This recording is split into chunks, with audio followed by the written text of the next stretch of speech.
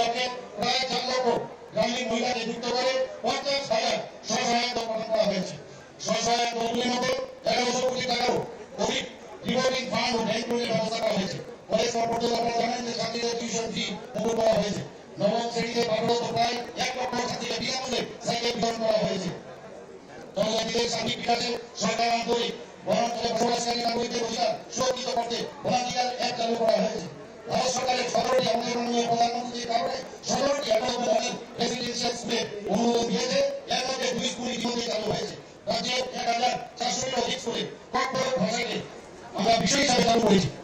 আগরতলা সিঙ্গারবিল বিমানবন্দরকে মহারাজা বিক্রম বিমানবন্দর হিসাবে নামকরণ করা হয়েছে এবং আন্তর্জাতিক টার্মিনাল বিল্ডিং হিসাবে চালু করা হয়েছে। উন্নয়নের ক্ষেত্রে রাজ্যে প্রায় 500 ঘর আমরা সুবিধাভোগীদের জন্য বরাদ্দ করেছি। প্রধানমন্ত্রী গ্রাম সড়ক যোজনায় রাজ্যে 2000 কিলোমিটার উপর রাস্তা নির্মাণ করা হয়েছে। জল জীবন মিশনের রাজ্যে 4,30,000 উপর পরিবারের পানীয় জলের সংযোগ দেওয়া হয়েছে। সৌভাগ্য প্রকল্প দীনদয়াল উপাধ্যায় গ্রামজ্যোতি যোজনার অধীনে প্রায় 2,18,000 পরিবারে প্রায় 690 কোটি টাকা দেওয়া হয়েছে। বন্ধুগণ, মাননীয় প্রধানমন্ত্রীর এই ধরনের দূরদর্শী উদ্যোগের ফলে দেশ আজ 5 ট্রিলিয়ন অর্থনৈতিক উন্নতি হয়েছে। এই জনগণের শাসন আরো অনেক বছর বজায় থাকুক এবং প্রতিটি স্বপ্নকে বাস্তবে পরিণত করার সুযোগ এনে দিন। আমাদের মাননীয় প্রধানমন্ত্রীর মার্গদর্শনকে বাধ্য করে এক ত্রিপুরা শ্রেষ্ঠ ত্রিপুরা গড়ার লক্ষ্যে আমাদের রাজ্যে উন্নয়ন কর্মযজ্ঞ অব্যাহত রয়েছে। সবাইকে অনেক ধন্যবাদ। নমস্কার। বন্দে মাতরম। ভারত মাতা কি জয়। ধন্যবাদ আমাদের রাজ্যের মাননীয় मुख्यमंत्री।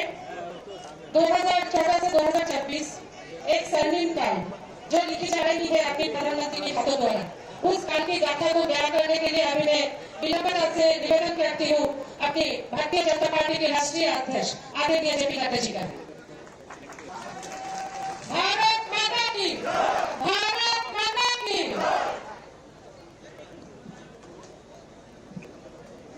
आज के इस जनसभा में मंच पर उपस्थित भारतीय जनता पार्टी के हमारे प्रदेश के अध्यक्ष श्री राजीव भट्टाचार्य जी, हमारे प्रदेश के यशस्वी मुख्यमंत्री सम्माननीय मानी शाह जी, हमारे पूर्व मुख्यमंत्री और राज्यसभा के सांसद विप्लव देव जी, भारत सरकार में मंत्री बहन प्रतिमा भौमिक जी, पूर्व उप मुख्यमंत्री विष्णुदेव बर्मन जी, यहाँ के लोकप्रिय सांसद रेवती जी, हमारे सम्मिलित पात्रा जी, महेश शर्मा जी, यहाँ मंच पर उपस्थित सभी मंत्रीगण, हमारे विधायकगण और यहाँ इतनी बड़ी संख्या में एकत्र आए देवी और सज्जनों, मेरे नौजवान साथी और मीडिया के मेरे साथी, प्रिंट मीडिया और इलेक्ट्रॉनिक मीडिया के मेरे साथी।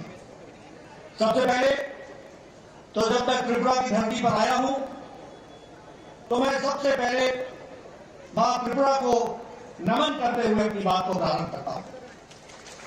त्रिपुरेश्वरी माता जी की आशीर्वाद लेकर अपनी बात को आप सबके सामने रखना चाहता हूं। और जब मैं साउथ त्रिपुरा में आया हूं, दक्षिण त्रिपुरा में आया हूं, तो यहां शांति बाजार में जो हमारा बहुत प्रसिद्ध काली मंदिर है, उसको भी मैं नमन करते हुए अपनी बात को प्रारंभ करता हूं।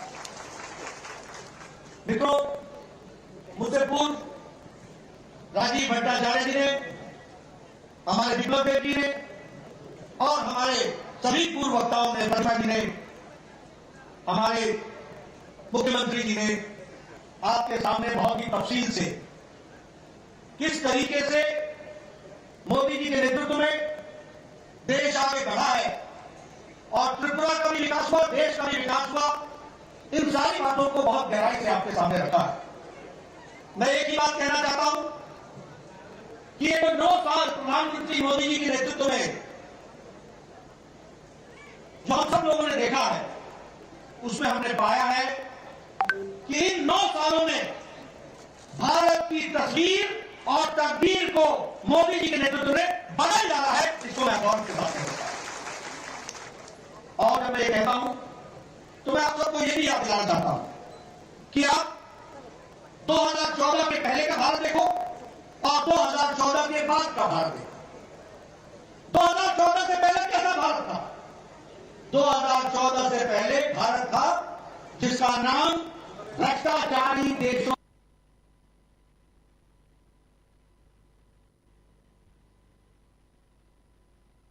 में सम्मिलित था। हम एक भ्रष्टाचारी देश कराते थे। हर दिन एक नया स्कैंडल, एक नया स्कैम, एक नया स्कैम। पनडुब्बी खरीदो तो घोटाला, हेलीकॉप्टर खरीदो तो घोटाला, गन खरीदो तो घोटाला, एरोप्लेन खरीदो तो घोटाला। ये आकाश में जो किरणों के माध्यम से ये 4G, 5G, 3G चलता है, इसमें भी घोटाला, खनिज में घोटाला, लोहे में घोटाला, कोयले में घोटाला। यानी यूपीए की सरकार ने 2014 में न जमीन छोड़ा, न आकाश छोड़ा, न पाताल छोड़ा, तीनों जगह भ्रष्टाचार ही किया। ये यूपीए की सरकार हमको देखने को मिली। ऊपर से निर्णय न लेना ही निर्णय है, पॉलिसी पैरालिसिस। उस समय का रक्षा मंत्री कहता था कि बॉर्डर पर सड़क न बनाना यही हमारी डिफेंस है, यही हमारी रक्षा है कि न सड़क होगी और नहीं दुश्मन आ पाएगा। ये भूल जाते थे कि चाइना ने हमारे बॉर्डर तक सड़क बना ली है, उसको मिनट लगेगा दुश्मन में। लेकिन आज मोदी जी ने 13,125 किलोमीटर की सड़क बनाकर सारे बॉर्डर को सुरक्षित कर दिया है। ये भी हमको ध्यान रखना है। तो एक समय था भ्रष्टाचारी देश, निर्णय न लेने वाला देश, अनिर्णय की स्थिति में रहने वाला देश, वंशवाद से ग्रसित देश, और वहां से आदरणीय मोदी जी ने 2014 के बाद निर्णय लेने वाला देश, मजबूत देश, कड़वे फैसले करने वाला देश, आम आदमी को राहत मिल सके इसके लिए काम करने वाला देश बनाया। तो मोदी जी ने बनाया, इस बात को हमको ध्यान रखना। और इसीलिए जहां भ्रष्टाचार था उससे देश को निकाल करके विकासवाद के साथ, जहां वंशवाद था तो वंशवाद से निकाल करके विकासवाद की ओर ले गए, जहां वोट बैंक की पॉलिटिक्स थी उस वोट बैंक की पॉलिटिक्स से निकाल करके देश को तरक्की की ओर ले जाने का काम और रिपोर्ट बैंक की राजनीति को मोदी जी ने सामने ला करके कहा। इसलिए मोदी जी के नेतृत्व में नहीं सिर्फ सरकार बदली, सरकार के साथ साथ सरकार के काम करने की संस्कृति भी बदल डाली। इस बात को भी हमको ध्यान रखना चाहिए। रिपोर्ट कार्ड की राजनीति, आज यहाँ हमारे जो भी नेता खड़े होते हैं छाती ठोक के बोलते हैं हमने ये कहा था, हमने ये किया है, हमने ये कहा था, हमने ये किया है, ये हम करेंगे, ये कर रहे हैं और ये भी करके देंगे। इस बात को कहा है तो भारतीय जनता पार्टी ने। और इसलिए जब हम विकास की बात करते हैं, आपको जान करके खुशी होगी कि सड़कों के लिए, रोड, नेशनल हाईवे के लिए, इंफ्रास्ट्रक्चर के लिए 18 लाख करोड़ रुपए 2014 से 2022 के बीच में खर्च हुआ है। और इस साल 10 लाख करोड़ रुपए सिर्फ इंफ्रास्ट्रक्चर पर खर्च हो रहा है, सिर्फ इंफ्रास्ट्रक्चर पर खर्च हो रहा है। रेलवे लाइन, रोड, अब अगर कंस्ट्रक्शन की बात करूं, एक समय में प्रतिदिन 12 किलोमीटर नेशनल हाईवे बनता था एक दिन, और आज 29 किलोमीटर प्रतिदिन नेशनल हाईवे बनाया जा रहा है। ये भी हमको ध्यान रखना चाहिए। उसी तरीके से नेशनल हाईवे पिछले 9 सालों में 54,000 किलोमीटर बने, 54,000 किलोमीटर, और त्रिपुरा में पिछले 6 सालों में 300 किलोमीटर नेशनल हाईवे बन करके तैयार हुआ है। ये भी हमको याद रखना है।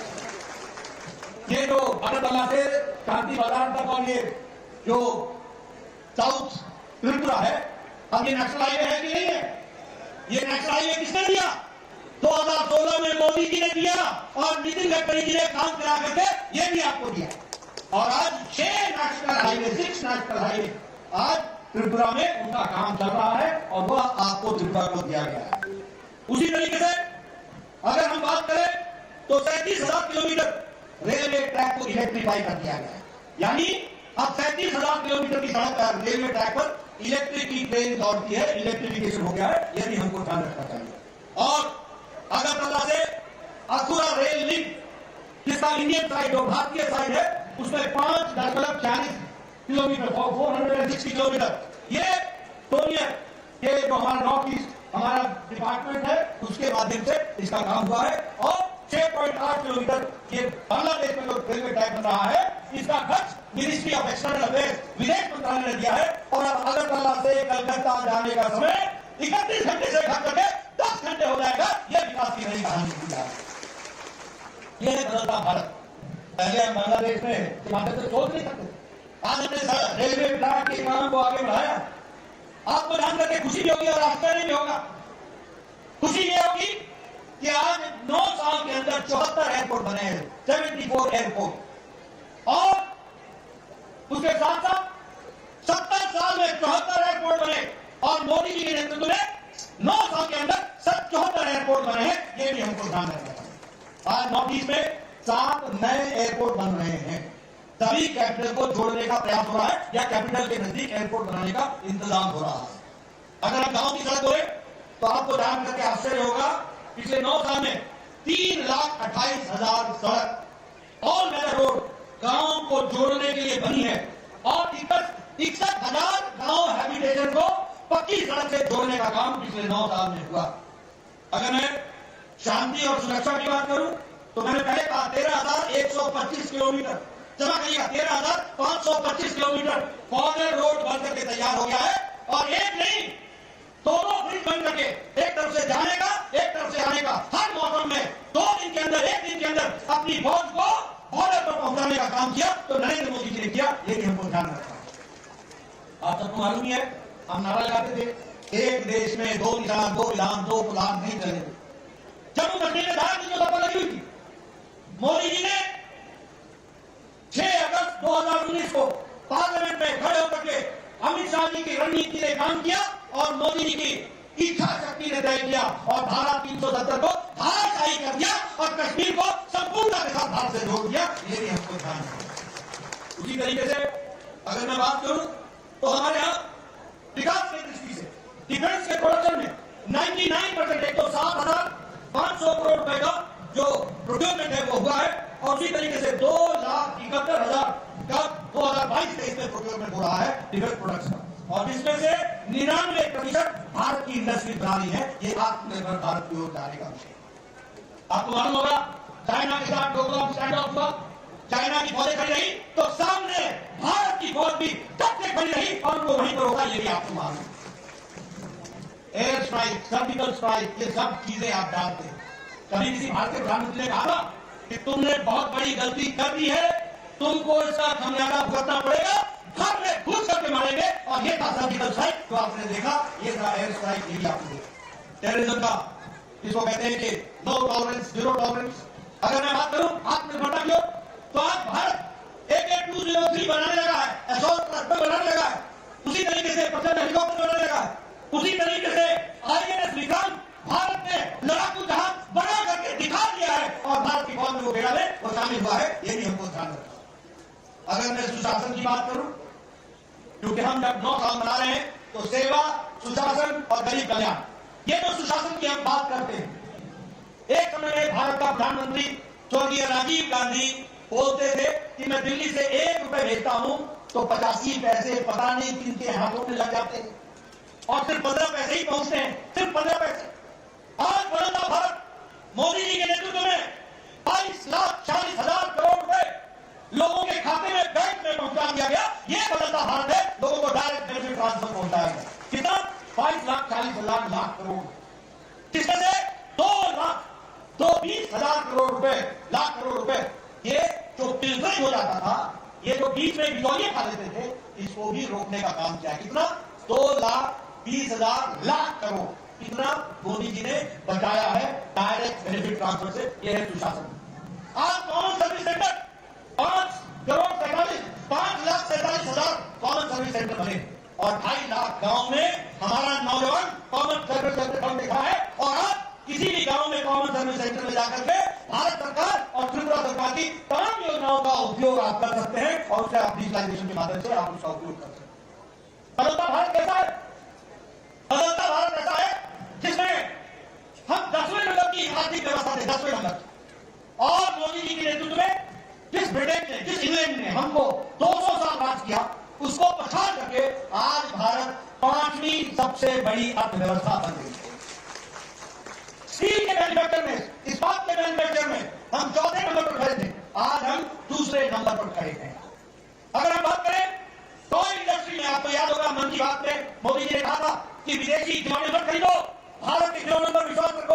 आपको जान करके खुशी होगी कि खिलौनों का खपत नहीं, खिलौनों का एक्सपोर्ट यानी दूसरे देशों को बेचने का काम भारत में तिगुना बढ़ गया है, 3 टाइम्स बढ़ गया है। और अब भारत खिलौने ले नहीं रहा है, खिलौने बाहर के देशों को बेच रहा है या बंद किया। उसी तरीके से जापान जो गाड़ियों के लिए जाना जाता था कार की, उसको पिछाड़ करके अब Bharat 3rd largest market automobile की बन गई है, 3री लार्जेस्ट मार्केट ऑटोमोबाइल की। और उसी तरीके से फॉरेन डायरेक्ट इन्वेस्टमेंट हमारे यहाँ $84.8 बिलियन फॉरेन का इन्वेस्टमेंट भारत ने बढ़ा है। यह भी हमको समझने की जरूरत है। 50% हमारा इलेक्ट्रॉनिक गुड्स में एक्सपोर्ट बढ़ा है। और इसी तरीके से हमारे विकास के नए नए आयाम बने। आपको जान करके खुशी होगी, आपने कभी सोचा था?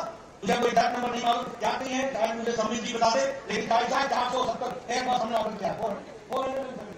470 एयरबस भारत ने ऑर्डर किया, 470। कभी आपने सोचा है हवाई चप्पल वाला हवाई जहाज में घूमेगा? ये कल्पना मोदी जी ने करके दिखाई है। आखिर ये 470 एयरबस क्यों खरीदे जा रहे हैं? इसलिए कि भारत के लोगों में ये ताकत पैदा हो रही है कि वो हवाई जहाज का सफर कर सके, और उसके लिए 470 बसें। और ये जब 470 बसें खरीदी जा रही है तो जो बाइडेन कहते हैं क्या एक लैंडमार्क ऑर्डर अमेरिका को मिला है। इससे हमारे 44 स्टेट्स के लोगों में एम्प्लॉयमेंट बढ़ेगी। ये जो बाइडेन कहते हैं भारत अमेरिका के राष्ट्रपति। उसी तरीके से रोल्स रॉयस के जो इंजन है वो एयरबस खरीदेगा, और इसके लिए यूके के प्रधानमंत्री ये कहते हैं कि समय 2050 तक भारत दुनिया की 3री सबसे बड़ी अर्थव्यवस्था बन जाएगी। ये ऋषि सुनक होगी। और उसी तरीके से हमारे विकास की दृष्टि से इकोनॉमिक पावर के रूप में उनको प्रोटेक्ट किया जाता है, वो भी हमको देखने को मिलता है।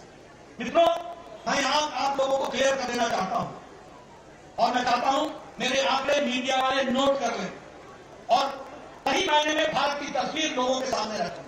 ये जो कांग्रेसी भाई है ना, और ये सीपीएम के ये अनपढ़ लोग, समझ लीजिएगा मैं सब बोल रहा हूं अनपढ़, इनको पढ़ाई लिखाई से कोई बात नहीं। जहां खड़े होते गरीबी बेरोजगारी, अरे रोजगार बढ़ा दिया, आज 5th लार्जेस्ट इकोनॉमी बन रही है। अगर रोजगार नहीं होता तो इकोनॉमी कैसे बनती? अगर सबसे बड़ी इकोनॉमी बनने की तरफ बढ़ रहे हैं तो रोजगार के साधन देने का काम भी भारत कर रहा है, हमको समझना चाहिए। लेकिन इन अनपढ़ लोगों को मैं बताना चाहता हूं, दुनिया में कोरोना आया, देश में दुनिया में सब जगह मंदी हुई, दुनिया में रूस का यूक्रेन का झगड़ा हुआ, और ये सप्लाई चेन सब टूटा, सभी को आर्थिक समस्या आई। लेकिन इस आर्थिक समस्या में मैं आपको बताना चाहता हूं, भारत दुनिया का फास्टेस्ट ग्रोइंग इकोनॉमी है। ये सबसे तेज गति से आर्थिक व्यवस्था को बढ़ाने वाला जीडीपी का देश है, ये भी समझिए। और मैं कहने के लिए नहीं कह रहा हूं, नोट कर ले मेरे मित्र पत्रकार भाई, इंडिया की जीडीपी है 8.7% के हिसाब से ग्रो करेगी, 8.7%। स्टेबल मॉर्गन स्टेनली ये बैंक अपनी रिपोर्ट में कहता है कि भारत की अर्थव्यवस्था सबसे मजबूत है दुनिया में, ये मॉर्गन स्टेनली होता है सबसे मजबूत है। और ऑस्ट्रेलिया की विकास दर क्या है, जीडीपी क्या है, 2.2, India 8.7, Australia 2.2%, Germany 2.6%, south Korea 4.1%, Canada 4.5%, Brazil 4.6%, south Africa 4.9%, USA United states of America 5.9%, France 6.8%, United kingdom 7.5% और इंडिया 8.7% रखा है। अब मैं अगर महंगाई की बात करूं, इन्फ्लेशन की बात करूं, ये अनपढ़ कांग्रेसी भाइयों को समझा देना कि महंगाई बोलते हैं ना, इनकी महंगाई हमने देखी है। आप बड़े महंगे हो गए, आपको नहीं पता चलता कि सच्चाई क्या है।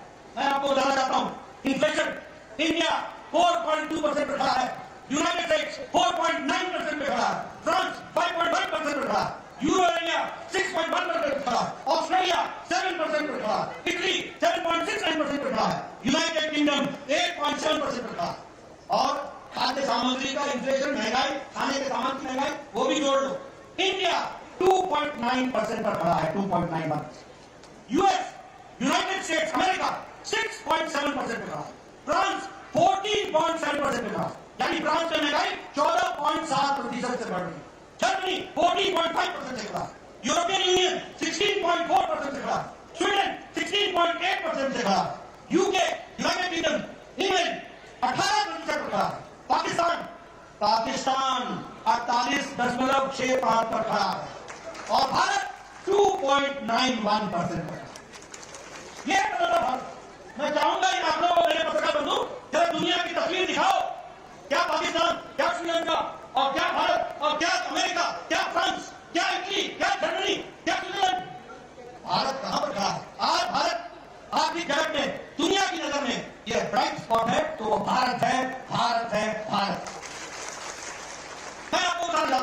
अभी अभी कल परसों तूफान हटा, आपने दुनिया में भी तूफानों की तस्वीरें देखी होंगी। आपने देखा होगा चीन में किस तरीके से शहरों में पानी आया, आपने देखा होगा अमेरिका में किस तरीके से जंगल जल रहे, आपने टीवी पर देखा होगा किस तरीके से तूफान मकान को चिथड़े उड़ा रहा है।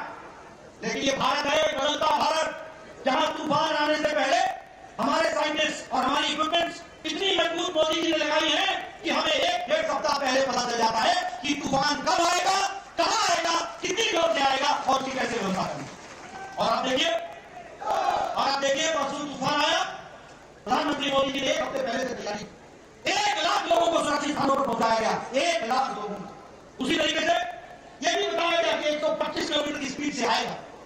पेड़ खोले, प्रकृति पर किसी का जोर नहीं, लेकिन जान माल का नुकसान नहीं होने दिया। यह प्रधानमंत्री मोदी की तस्वीर, इसको ध्यान में रखकर आपको ध्यान रखना चाहिए। पूरी तैयारी की गई, एनडीआरएफ को लगाया गया और प्रदेश और सेंटर के कोऑर्डिनेशन के कारण यह तूफान जो तबाही मचा सकता था उसको सुरक्षित तरीके से लोगों को बचाने का काम किया, तो वो प्रधानमंत्री मोदी जी के द्वारा आता है। आज ये बदलता भारत की तस्वीर, इतना बड़ा चक्रवात है, इतना बड़ा तूफान है, 125 किलोमीटर की मदद है, 1 लाख लोगों को सुरक्षित पहुंचाया जाए, एनडीआरएफ को लगाया जाए, केंद्र और राज्य के द्वारा कोऑर्डिनेशन में काम किया जाए और जान माल की रक्षा की जाए। ये बदलता भारत है, इसको हमको ध्यान रखना चाहिए। नहीं तो मैं ज्यादा समय नहीं हूं।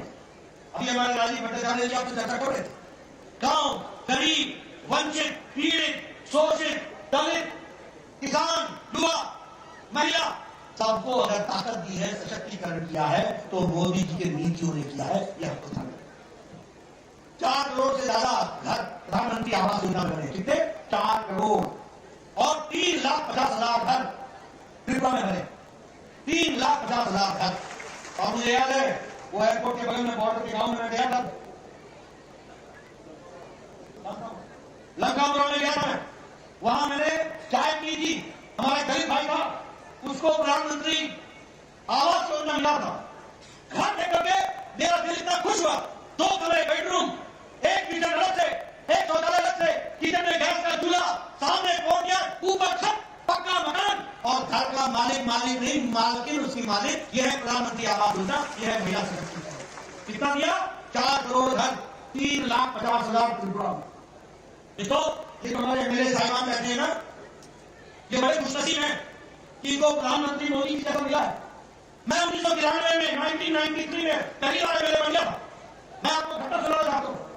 मेरा वीडियो आता था मेरे पास, मैं कहता था आपको खुशखबरी सुनाऊं, कहता था कि आपको इंदिरा आवास योजना में एक पंचायत में 1 घर मिला है, बताइए किसको दे।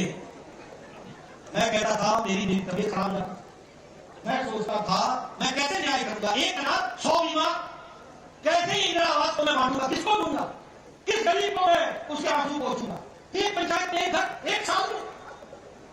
ये तस्वीर हमने देखी, मैं वीडियो को बोलता था जो सबसे गरीब आपको लगता है उसको आप दे दो, मैं पैसा नहीं करता।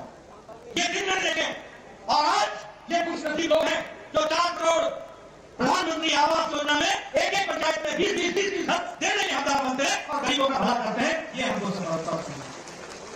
उसी तरीके से आज 11 करोड़ शौचालय बन गए, 12 करोड़ शौचालय बन गए। गांव में पहले सूर्योदय और सूर्यास्त का इंतजार करते, आपने वो दिन याद किया, सिर्फ दैनिक नित्यक्रम के लिए उनको इंतजार करना पड़ता था और झुंड के झुंड एक साथ वो गांव से बाहर निकलती थी अपने दैनिक नित्यक्रम के लिए। आज 11 करोड़ से ज्यादा घर, शौचालय, इज्जत घर बने।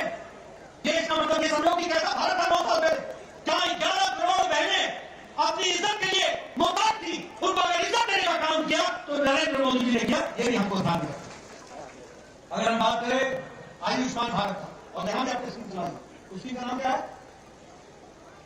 आयुष्मान भारत। ये सब जितने बैठे हैं एमएलए एमपी, जितने, इन सब लोग आज से 7-8 साल पहले चिट्ठी लिखा करते थे, प्रधानमंत्री जी मेरे इलाके में फलाना निवासी, फलाना बहुत गरीब है, इसका बाईपास सर्जरी होनी है, 2 लाख रुपए लगना है, कृपया प्रधानमंत्री राहत कोष से देने की कृपा करें। मुख्यमंत्री को लिखते, मुख्यमंत्री जी फलाने की किडनी का ऑपरेशन होना है, 5 लाख रुपए खर्च होंगे, कृपया अनुदान देने की कोशिश कीजिए।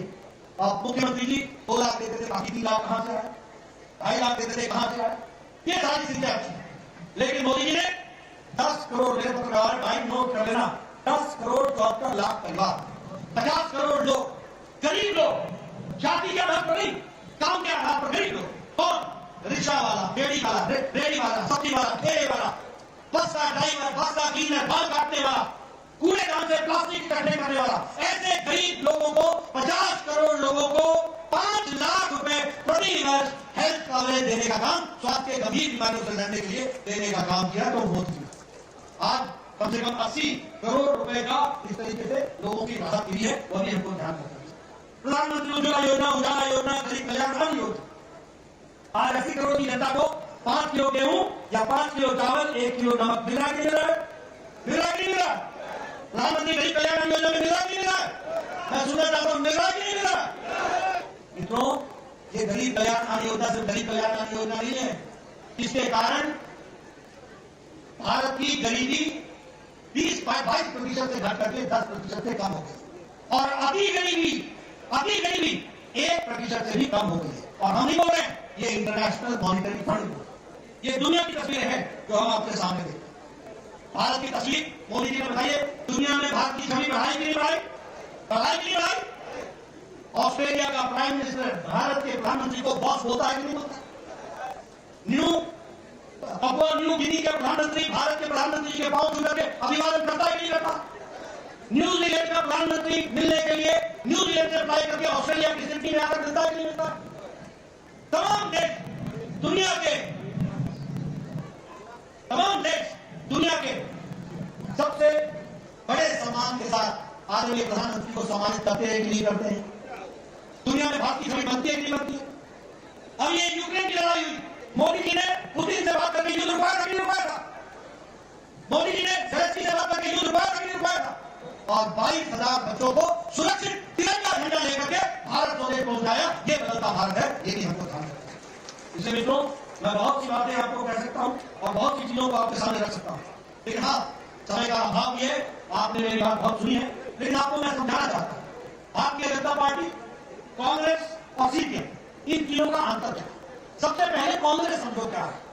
कांग्रेस का मतलब है करप्शन, कांग्रेस का मतलब है भ्रष्टाचार, कांग्रेस का मतलब है कमीशन, कांग्रेस का मतलब है नॉन गवर्नेंस, कुशासन, कांग्रेस का मतलब है पॉलिसी पैरालिसिस, कांग्रेस का मतलब है भाई भतीजावाद, नेपोटिज्म, कांग्रेस का मतलब है परिवारवाद, कांग्रेस का मतलब है failure of law and order, Congress का मतलब, और सीपीएम का मतलब क्या है? सीपीएम का मतलब है टारगेटेड किलिंग, सीपीएम का मतलब है लूट ऑफ गवर्नमेंट फंड, सीपीएम का मतलब है लॉलेसनेस, सीपीएम का मतलब है कोलैप्स ऑफ एडमिनिस्ट्रेशन, सीपीएम का मतलब है लूट ऑफ राशन, सीपीएम का मतलब है physical liquidation of your political opponent, political rivals. और बीजेपी का मतलब क्या है? बीजेपी का मतलब है डेवलपमेंट, बीजेपी का मतलब है हाईवे, बीजेपी का मतलब है रेलवे, बीजेपी का मतलब है एयरवे, बीजेपी का मतलब है इंटरनेट, बीजेपी का मतलब है विकास, बीजेपी का मतलब है इंफ्रास्ट्रक्चर, बीजेपी का मतलब है शिक्षा, बीजेपी का मतलब है स्वास्थ्य, बीजेपी का मतलब है गरीब कल्याण, बीजेपी का मतलब है गरीब सशक्तिकरण, बीजेपी का मतलब है महिलाओं का उत्थान, बीजेपी का मतलब है युवाओं को ताकत देना, बीजेपी का मतलब है सबका साथ, सबका विकास, सबका विश्वास, सबका प्रयास। इसलिए मित्रों, आप साफ तस्वीर समझ लो, कांग्रेस किन बातों के लिए खड़ी होती है, सीपीएम ने आपको किस तरीके का राज दिया, और आज पहले विप्लव और हमारी साथी नेतृत्व में त्रिपुरा को मोदी जी के आशीर्वाद से किस तेजी से आगे बढ़ा रहे हैं, इसको भी आपको ध्यान रखना है। आपका ज्यादा समय न लेता हुआ आपको 9 साल की मैं बधाई भी देता हूं, और ये ध्यान में रखिए कि हमको देश को मजबूती लाने के लिए स्टेबिलिटी लानी होगी, मोदी जी को ताकत देना होगा, भारतीय जनता पार्टी को मजबूती देनी होगी, कमल को खिलाना पड़ेगा, और कमल को खिला करके त्रिपुरा को आगे बढ़ाएंगे, देश का योगदान बढ़ाएंगे, देश को आगे बढ़ाएंगे। इन्हीं शब्दों के साथ बहुत बहुत धन्यवाद। जय भारत, जय त्रिपुरा। हमारे राष्ट्रीय अध्यक्ष जी का बहुमूल्य भाषण के माध्यम से आज की जनसभा यहीं पर समाप्त होती है, और हम सब आशा करते हैं कि आपका आगमन इस माता त्रिपुरा सुंदरी की इस भूमि पर बार बार हो, और हम सबको इस तरह से प्रेरणा मिले और हम सब आगे बढ़ते रहे। बहुत बहुत धन्यवाद।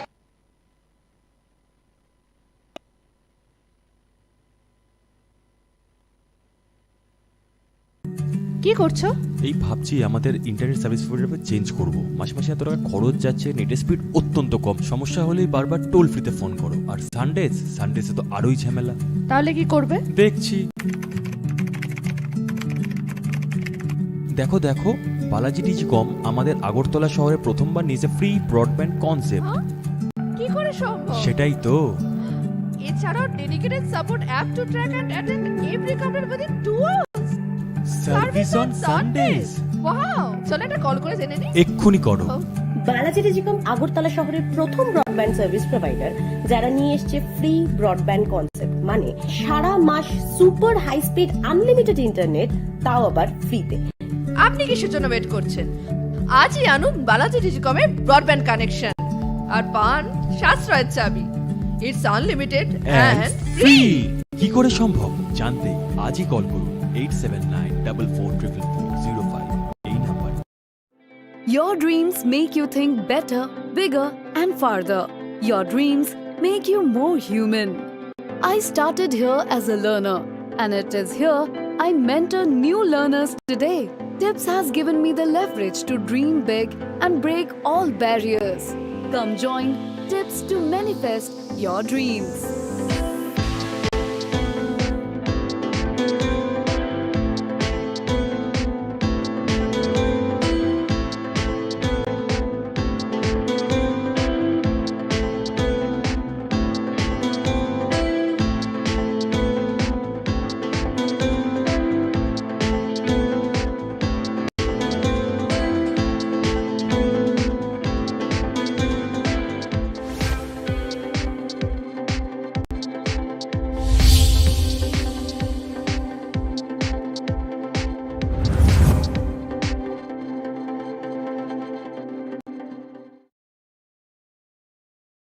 Hakotorni kuvene hasdeni rungsharangnai rok bai baksakeno tirpra hasdeni rungsharangnai rok no bo matlangnai financial rungsharangnai rok no science no tui witebo borokni bukhawa khathangsharinani bagai agolini borjong higher secondary school fashalo fiogorikha smart class hasdeni bebagai thamsi burei rungnogo no project ni bishingo khobjaka BJP kendro hafoni bukhakdei skola achok rijaka porinani bagai shape angjak kotal machine te telescope fashalo smart class no fiogorikha pradesh BJP ni president Rajiv Bhattacharya Tripura Madhyamik Shikha Bedekni Tangphang Chandni Chandan Rung Bedekni Tangphang Subhashis Banerjee Councillor Himani Debborma Kendra Hafangni O project ni bishingte rungsharangnai rokni thinango chubacho ongnai khanai shaka BJP bodol ni Pradesh President Rajiv Bhattacharya আজকে বুজজং স্কুলে একটা smart ক্লাসের উদ্বোধন এখানে সংগঠিত হয়েছে। আমার সঙ্গে এডুকেশন ডাইরেক্টর এবং আমাদের সেক্রেটারি রয়েছেন।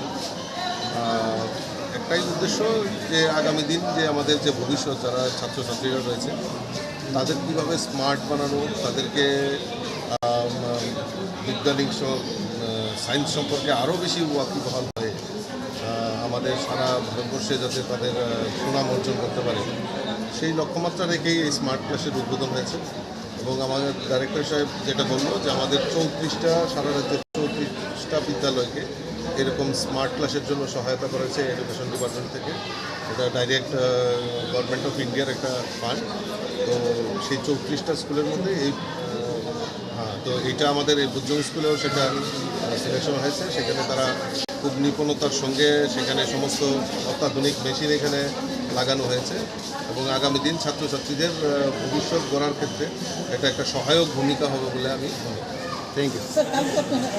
Fashalo Vivekananda Auditorium o songsajak pandani bishing tuino Borjong Higher Secondary School ni primary section no fioguri jaka aboni logiwa bu phangkai mong panda bo songsajaka rungnok ni adong rokbai Bureau Report Kokkhorang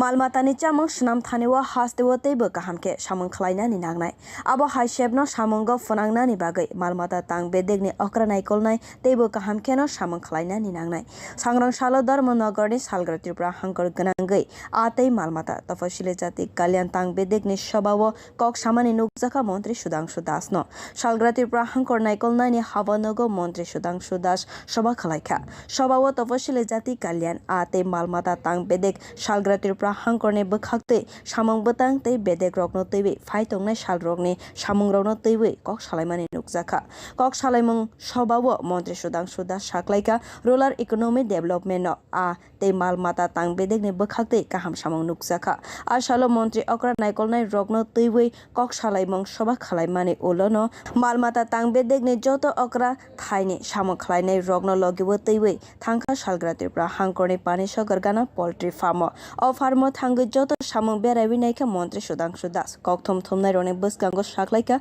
salgra tripura hangkor pani sagar gana poultry farm phai tongnai salrogo kaham samang khlaijaknai te aboni logibo a poultry farm no bobo haike naithotok khlaimano ayang phaisingko bo wansok jaknai khani sakabo বড়দিন যেটা রয়েছে fishery RDD এবং SC welfare এই তিন দপ্তরে আমাদের review meeting ছিল আমরা প্রত্যেক জেলাতেই অ্যাকর্ডিংলি আমরা মিটিং করছি এবং আমরা যে মিটিং এর ডিজাইন রেখেছি যে প্রথম দিন আমাদের রিভিউ মিটিং হবে এবং ওই দিন আমরা প্রকাশ করব সেম জেলাতে এবং পরের দিন বিভিন্ন আমাদের কনসার্ন যতগুলি অ্যাসেট রয়েছে বিভিন্ন ফার্ম রয়েছে বিভিন্ন প্রগ্রেসিভ ফার্মার তাদের আমরা অ্যাসেটগুলি ভিজিট করব তো অ্যাকর্ডিংলি আজকে মিটিং এর পরে আমাদের ডিস্ট্রিক্ট পোল্ট্রি ফার্ম যেটা রয়েছে পানিসাগরে সেটা আমরা ভিজিট করেছি এবং ভিজিট করার মূল উদ্দেশ্য হচ্ছে আমরা এই পোল্ট্রি ফার্ম বর্তমানে কি কন্ডিশনে রয়েছে তার অ্যাসিস্ট্যান্ট কি প্রয়োজন আছে ইন এডিশন ডিমান্ড তাদের কি রয়েছে কি কি অসুবিধার তারা সম্মুখীন হচ্ছে এবং আমাদের চিক প্রোডাকশন এগ প্রোডাকশনে এই পোল্ট্রি ফার্মকে আরো কতটুকু স্ট্রেংথেনিং আমরা করতে পারি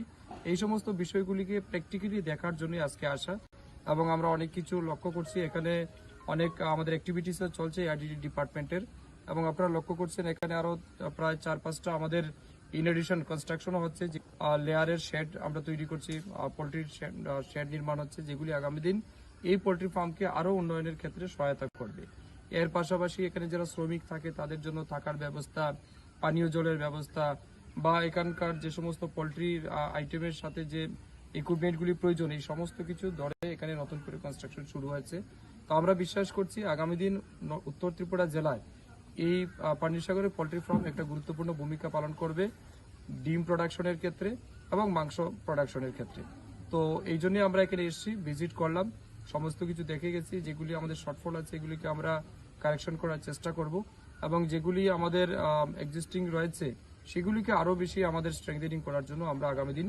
দপ্তরের সাথে বসে আলোচনা করে সেই সম্পর্কে কাজ করব ব্যুরো রিপোর্ট কক্ষরা Laithana Shalni Shaltam Shikagno TSU Central Committee ni kaisa bodol khumpai academy hatai kotor visit khalaika TSU ni bodol aro thangoi poila wono Nairem Kami Ashram Boys Hostel ni warden by Malaiwi hostel room berai naika borok berai nai mani yaglo nukha hostel room ni kaisa